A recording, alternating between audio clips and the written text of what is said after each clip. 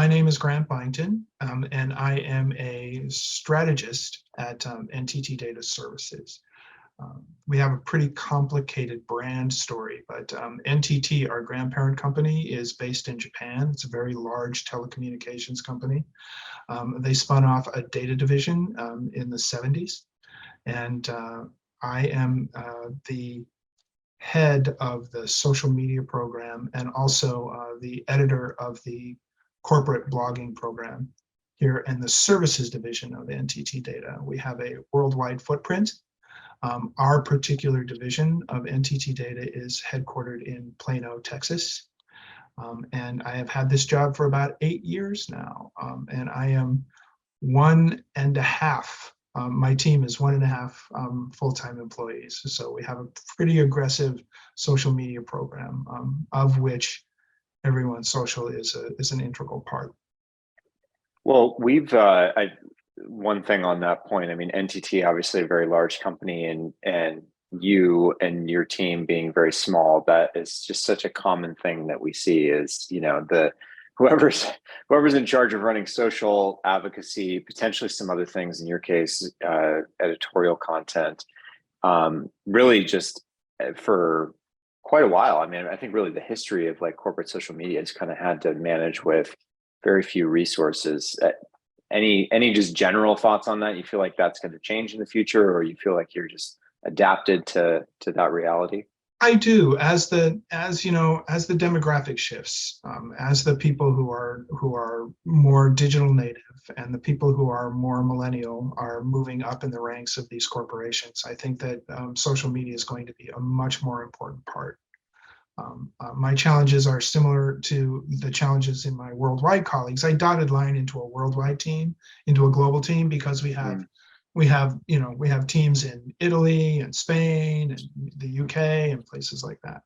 And I meet with them. Japan hosts the call, and I meet with them every year. And I'm always a little bit surprised at how young the people who are running those programs are. And most of them actually outsource a lot of their work to agencies. And I think that as time goes on, I think that a lot of that agency work is going to come in-house into some of these companies, because they're going to be digital natives who are running these programs, and they're going to understand the importance of social media. What do you think that, yeah, I always think that's a little interesting, kind of what a company decides to handle internally versus going externally for. Right now, what do you see agencies kind of bringing to the table as it relates to NTT's global stuff? What do you see some of these other teams engaging agencies to produce or to manage? What they ask for is a lot of strategic direction. I think that NTT Data and NTT Data Services is no different than a lot of companies that are of our size and scale, in that we're siloed. And my particular division of NTT Data happens to be the one that acquires a lot of companies, smaller companies that were formerly startups that were kind of struggling and decided to kind of join into a larger company with a global footprint. And so the strategy there, the integration strategy, is really important, because it's very difficult to sunset a brand in today's kind of digital world. It's not an easy thing to just kind of flip a switch and say, okay, now you are NTT Data. Yesterday you were Acorio, or yesterday you were HashMap, or these are all kind of companies that we've acquired in the last couple of years, because those brands don't want to give up their brand equity. They don't want to give up the followers that they have. They don't want to give up the messaging that they have. And their clients, IT services clients, the contracts are long and involved. They're multi-year contracts. And the nurture path is really long as well. It sometimes can take a year to a year and a half to actually land and sign an IT services contract. So there's a lot involved there technically that marketing and HR don't even touch. Hmm. And so I think that as time evolves and companies move and shift and change and grow, um, uh, that's social is going to be an important part of that. And an objective outside view from an agency is definitely useful. Hmm. You And you know, think that'll continue to be the case even as kind of workforce demographics change, and perhaps there will be a desire to, I mean, agencies aren't going away, I guess. It's kind of the main. yeah, but they are conglomerating. And I think that what we're seeing on the agencies, I'm a former agency guy. I spent 12 Mm. years as a creative director at an agency. And I think that as they conglomerate and they change and they grow and they kind of thought share their knowledge, it's very similar to the outside, to the client side as well. There's a there's a learning that can happen. There is an education that can happen, where I'm always excited when we acquire a new company, because I learn so much from the people who are coming in, from their experience. Hmm. And that's one of the things that I actually love about social media, is it's very experience based. It grows organically, not strategically. Mm. And you are constantly kind of going back and embroidering a strategy over the top of what it is that you already have. And it's difficult to define the direction of the way that a company is going to go when you're getting all of these diverse forces kind of forcing the message. Well, that's an interesting way to put it, kind of organic, not strategic. So, kind of to the point of employee advocacy, we've worked together for a while. NTT has had a advocacy program for quite some time. Um, I guess kind of two questions. Why is advocacy important for NTT? And then how do you see it kind of in relation to strategic, organic? Well, it plays an enormously valuable role in the way that our brand is perceived. If you were walking down the street in Japan, you would see NTT and NTT Data everywhere. It's part of their culture. Hmm. It's on manhole covers. The brand mark is everywhere, right? We have a huge brand awareness task in North America and in other parts of the world.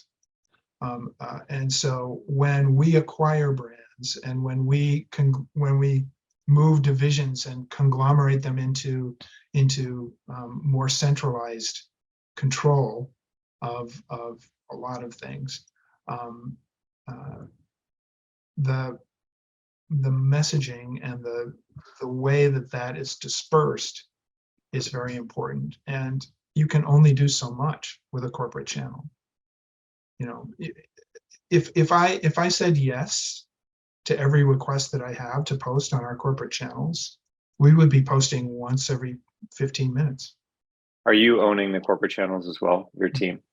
Yeah, Um, interesting. uh, and so what I've been saying, and what I've been saying for the past year and a half, is it's time now for you to be on the social media team. You marketer in charge of our healthcare division. Mm. And it's time for you to get your executive involved in some way, shape, or form. And because the data, my company loves data. It's in the name, but the data doesn't lie. I mean, if I share something on our corporate channel, it only goes so far. It only gets so many impressions. If 5 people on everyone's social shares that, it's multiplied. And when we're talking about this huge brand awareness task that we have, that really helps. That is essential. So Yeah. when we're acquiring companies, and I just got off a call with a company that we were acquiring to talk about sunsetting their brand, so that's kind of in Mm. my head. But when we're acquiring companies, those marketing teams, we add them onto everyone's social, and we say, join the employee advocacy program. That way your brand is elevated. As you sunset your brand, you have access to our stuff to post on your channels, so that when we actually close your channels, it won't be such a shock to your followers. It's a critical structure that we use in that integration process.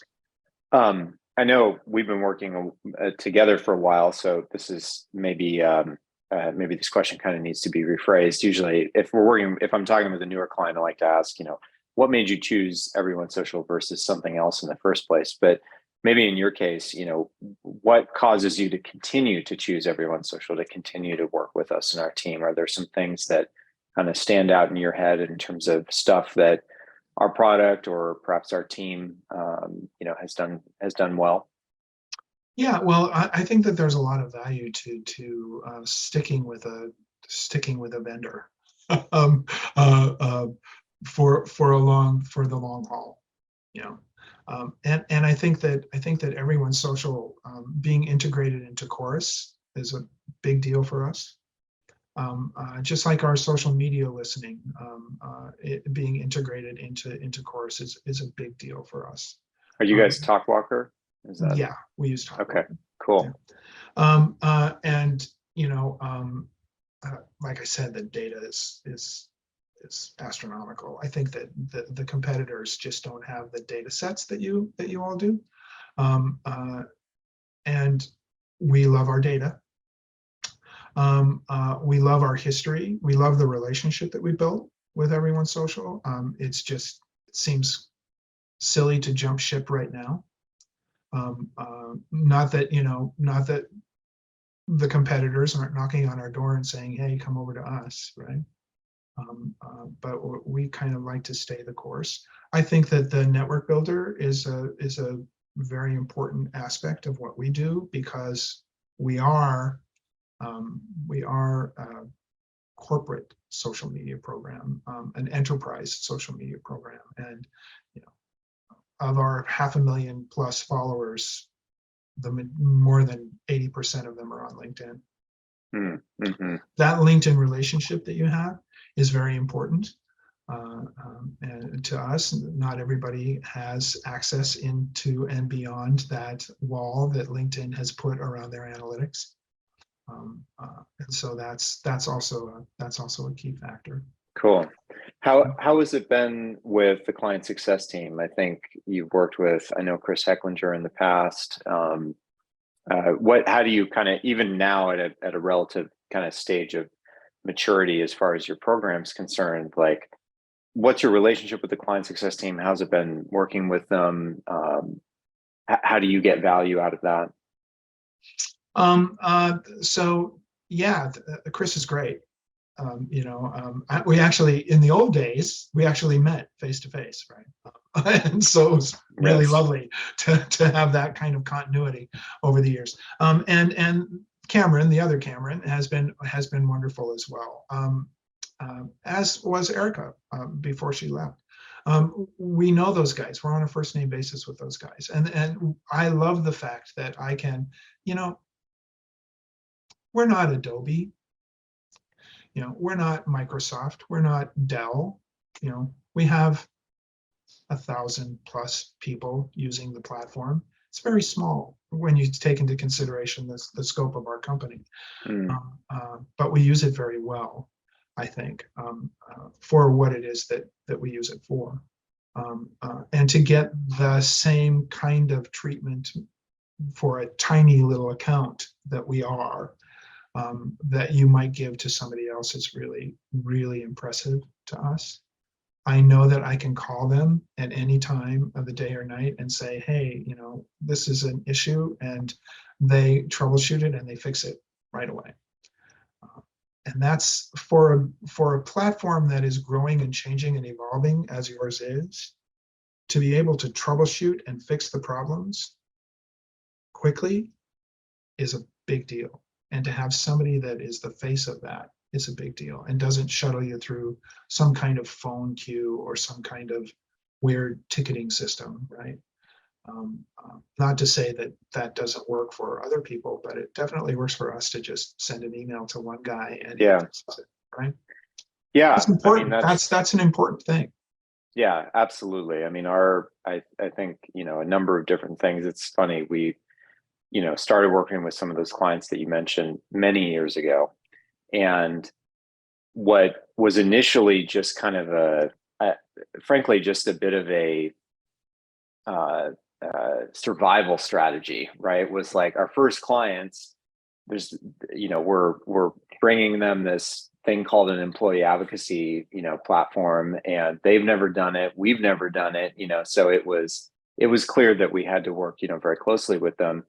And over the years, that's just turned into more of, frankly, a philosophy of ours that every company is different, has different objectives, different culture, people. We may be working with different groups, right? Working with you and your team is different than working with a sales team or with a comms team. Just every there's all of these kind of differences, and at the end of the day, we've just our kind of maxim is we don't think anyone wants to buy software; they want to buy success, and we've always seen ourselves as being in a position where we can really help, even with a relatively minimal amount of input, really whatever you or any other client needs, just to help to kind of guide along and add to kind of the overall plan and strategy, because obviously we're in a unique position. We get to see all these programs and what's working and what's not working,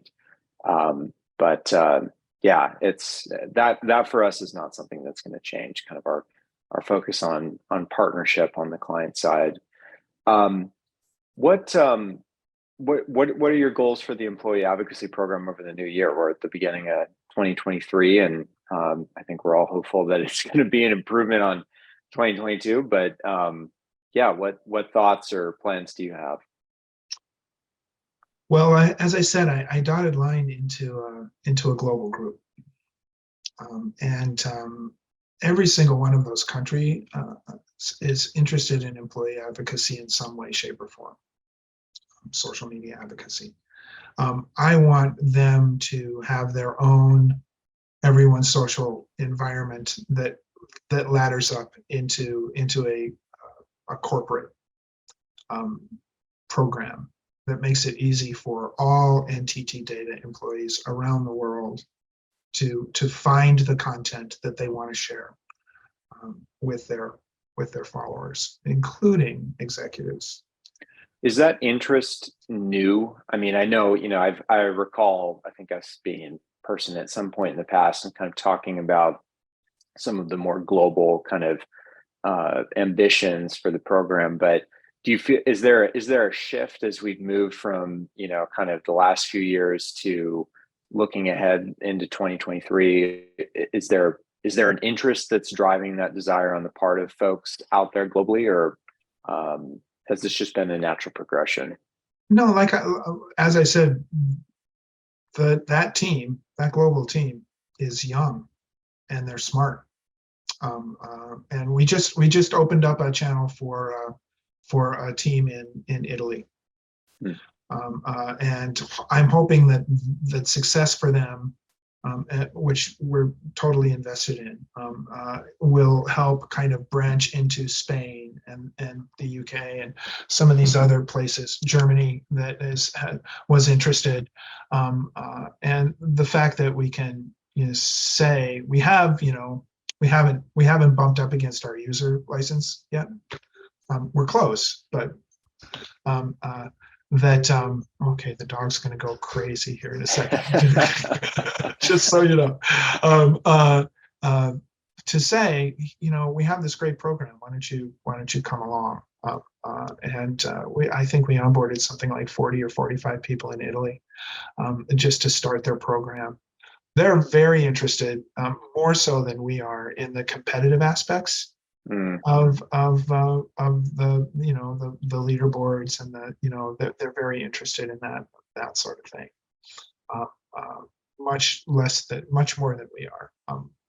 So I'm interested to see how that goes. we're hoping that we can branch out into other lands, because there are young people that are knocking on our door and saying, "Hey, do you have a social media advocacy program, and what are you using, and how are you using it, and how expensive is it?" That's always going to be a cost that we're going to need to figure out how to maintain.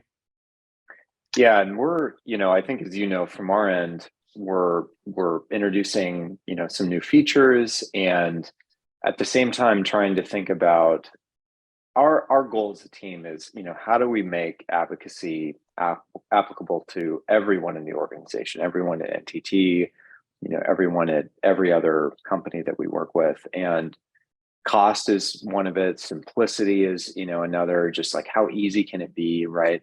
I've never run into someone who didn't want to participate in the advocacy program, but I've certainly run into a lot of busy people, who either maybe don't have the time or forget about it. What do you think, like, as you think about expanding your program globally and, perhaps someday getting to the majority of people within NTT, what do you think are going to be the important things that enable that to happen? Well, I think that the ROI calculator is really great. I think that we need to compare the ROI that we get with an organic share versus what it is that we're paying for clicks in our paid media program. Mm. I think that that's important. I'm not necessarily the guy who's managing a gigantic budget, but I think that it's important for people to know that. Definitely. Um, And that's uh, also just something, by the way, that we're talking about ultimately integrating with Chorus on to kind of flow all the everyone's social data back into Chorus. So you have kind of a complete view of, paid, earned, owned, all your brand social stuff, et cetera. right, and that can't come quick enough, for Yeah. us.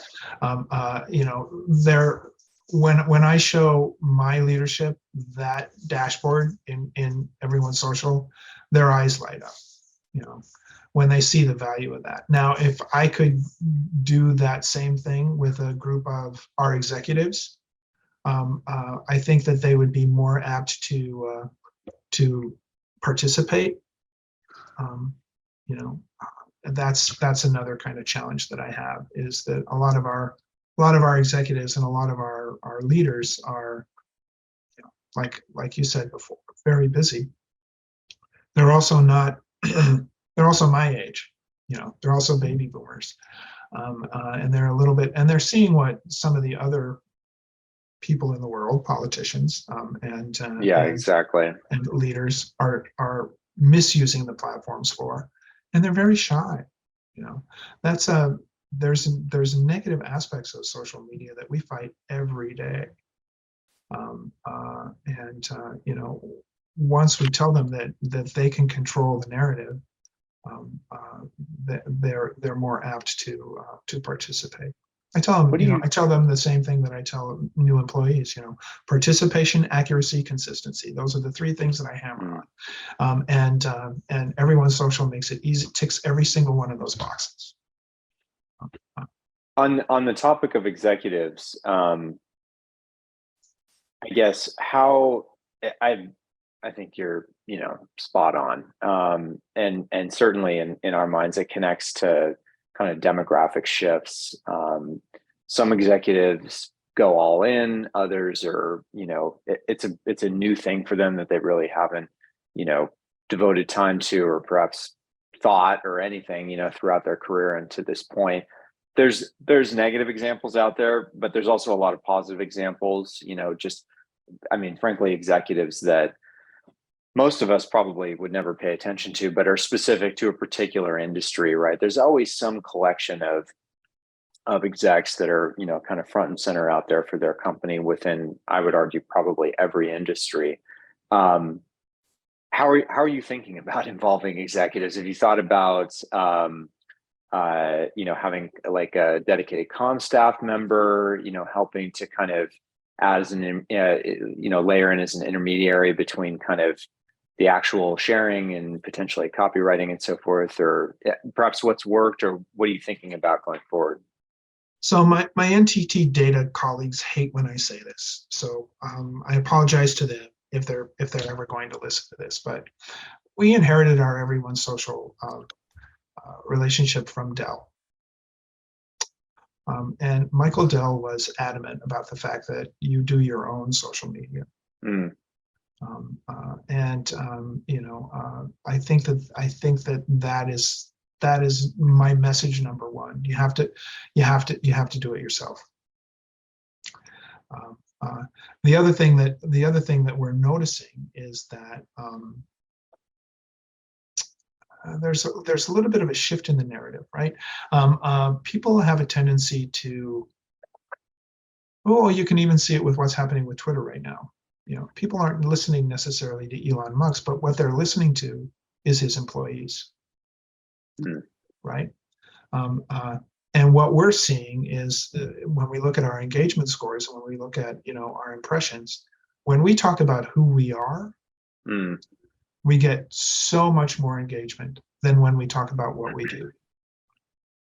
So if we can get an executive to talk about an employee and what an employee is doing, I think that is an easy way into that conversation.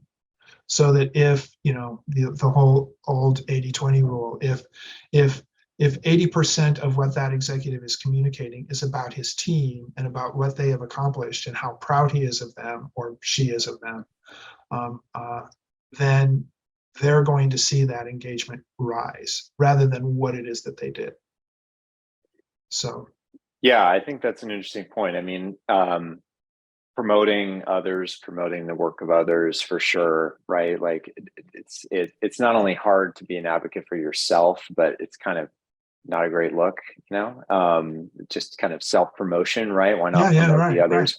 Right. Yeah. And I think I love that. I mean, that from our team, that's one of the things that we've suggested to clients in terms of like even leaderboard rewards, right? If people run gamification campaigns, the first thought is, oh, we're going to have prizes, something that costs money or whatever. And I think Hecklinger, it was either Hecklinger or Yates, kind of had this idea years ago, which was, well, why don't we have the prizes be something that really kind of furthers the mission of the advocacy program? For instance, having an executive do a LinkedIn recommendation, right, for that person, or public shout outs and recognition, access to, an exclusive networking event for people who were at a certain position. It's just, there's a limitless kind of number of things that can be done. But I think it's interesting. We seem to be at a moment where I do think advocacy is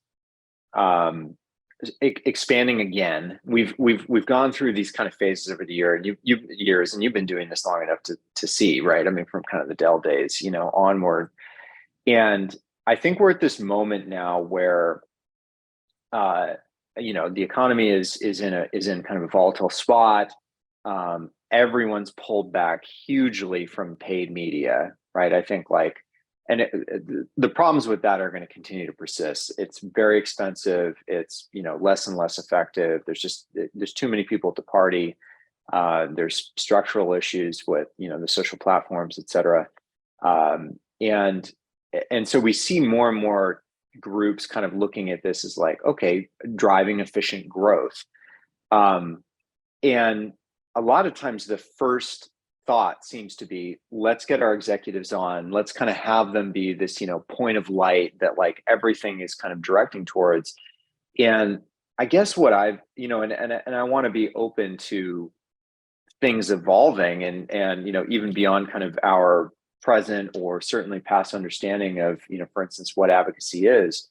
But I will say that at least in our view, whereas the executives are important and, oftentimes an executive can grow their network very quickly. Maybe they already have, kind of an outsized network to begin with.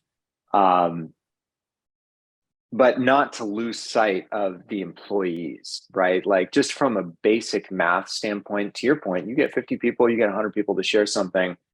You're talking about reaching, very likely, hundreds of thousands of people on an impression basis, which, and I think culturally speaking as well, we saw a lot of clients be very successful with like employer branding, kind of to your point of like, talking about who we are and our values and the experiences of working in a place like NTT and who your coworkers are and who these folks are, at a personal level. It was just so successful. And there's been a little bit of a kind of a dimming of that in the last few quarters, I think, just because again, so many companies have kind of tapered their hiring objectives. But that for us was kind of a magic moment, and I think kind of confirmed a lot of what we've always believed about advocacy, which is just the potential of the individual, regardless of their role, be they an intern or, all the way up, certainly to a senior level executive, but oftentimes the most authentic, voice is not coming from someone who, has a C in their title. Yeah, absolutely. And I think that we are dealing with a group of employees that are entering the working force now that have specific needs that drive different motivations. Mm. My generation was, I fell into the same trap for many years, that I was really interested in my salary, and then that evolved into, I was really interested in my benefit package. The closer and closer that I got, and the older that I got, to maybe not working. And we've got younger people joining our workforce who are interested in connection. They're interested in elevating what it is that they know across different parts of our business. And social is one way that they do that. Meeting in groups. We have a nascent employee group called the Young Professionals. And they are very interested in blogging. They're very interested in promoting those blogs. They want to share those blogs with the alumni organizations that they're in. It's kind of the old, the stuff that was important in the 1930s and the 1940s with alumni organizations and with fraternities and sororities and those sorts of things. People who are leaving college are actually leaning on those groups much more than my generation did, to amplify their message. And it's an individual message. It's how I contributed to this culture, not this is the culture that I'm in. Mm-hmm. And they want a digital way to say that. That makes it easy. Now, if you get an executive to say, "Oh, by the way, this new employee did this amazing thing," my boss, who's a vice president of external communications, was looking at an employee profile that we were going to put on the blog, and she said, "Oh, this person came up with this really great sustainability framework. We need to talk about that in this blog post," and she contributed a great deal to our sustainability initiative. And that's not in here, and that's because the author who wrote the blog post didn't even think to ask that. So I think that there's questions that we need to kind of be able to ask the workforce. How have you contributed to the success of the company, but also how have you contributed to your own personal success? And talk about that. Well, maybe just to wrap things up, you've been super generous with your time. Be it for NTT or especially others out there, that maybe are just getting going in their advocacy journey or are considering it, in part because of challenges through other marketing channels, cost, expense, and efficiencies, et cetera. What would you say are kind of the biggest opportunities, just generally speaking, as you look forward, as it relates to social, as it relates to perhaps at a lower level employee advocacy over the next, year? I think that the future of social media is in motion. I think the pandemic taught us that we can easily access video of ourselves, recordings of ourselves. When we see the popularity of podcasts, that it just, we thought when somebody came up with a podcast, we were like, that's weird. Radio's dying, right? Now that's all I listen to in the car, in my leisure time, and if we can figure out a way, and this is coming from a guy who's made his living being a writer, if we can find a way for people to communicate without having to write, and I think that that's important, and I think that that's where the future is. Video clips, rich media, recordings, voice recordings, and when you look at machine learning and artificial intelligence, and kind of the tools that you could use there, I think that that's important. I guess I'm interested a little bit in the metaverse, but frankly, that virtual thing is just, I think it's so disorienting right now that I think that it would be very difficult to find a use for it. We have a team that's actually looking at it in terms of employee training, and bringing groups together and stuff like that. But I think that, creating an online persona is one thing. Creating a completely different person that exists in the virtual world, which is what I think that is a completely different ball of wax. And I think that that's too far beyond us at this point to be useful. Yeah, maybe just too early. Yeah. In this, yeah. There's a lot of dimensions to it, as you're saying. Yeah, and there's too many people jumping into it and trying to make sense of it. I don't think it's made it out of beta.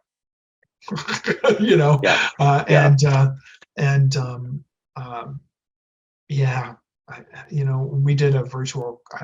I have a teammate who did a virtual conference for a different company, and he said, after it was over, people were on, social media complaining about the fact that they dumped coffee all over themselves and they couldn't actually see people, and they, and so I think that that's too much. But video, I'm talking to you on a camera that's embedded in my monitor.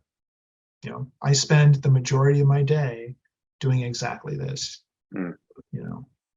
If I could do that on my social platforms, or if the person who wrote the press release could actually record a video clip of why that news is important to the world, kind of like a news desk instead of a newsroom. It's a news desk for corporations. I think that that's where the future is. Yeah, I'm 100% with you. I think simple, and a lot of the time, I think it's just people getting comfortable with doing it, to a degree. I mean, it's like, again, kind of the spirit of advocacy. Everyone can play a part. Everyone can be a part of it. Everyone's got something to say about what they're working on, or problems they're trying to solve, or things that they're experiencing. It's do they perceive it to be as easy as it is? Is it as easy a process as it should be, for them to do something like that? But I agree. I think there's tremendous opportunity with audio, with video. Those are definitely going to be further focuses for us from a product standpoint over the next year. But Grant, I really appreciate you taking time. It was really nice to chat. Yeah, it's great. It's great to talk to you. Thanks for listening to this episode of the Social at Scale podcast. If you enjoyed what you heard, please be sure to subscribe. If you didn't enjoy it, please let me know.